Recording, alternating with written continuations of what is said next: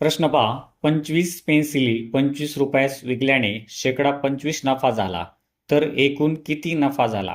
तर या ठिकाणी बघा आपल्याला विक्री किंमत दिलेली आहे 25 रुपये, आहे का नाही? विक्री किती दिलेली आहे? 25. आणि शेकडा नफा आपल्याला दिलेला आहे पहा. शेकडा नफा किती दिलाय तो सुद्धा 25च आहे. आता इथं आपल्याला काय करता येईल बघा, आपण काय करू, समजा 100 रुपये खरेदी असताना विक्री किती होईल बरं? 125, कारण का शेकडा नफा 25 आहे.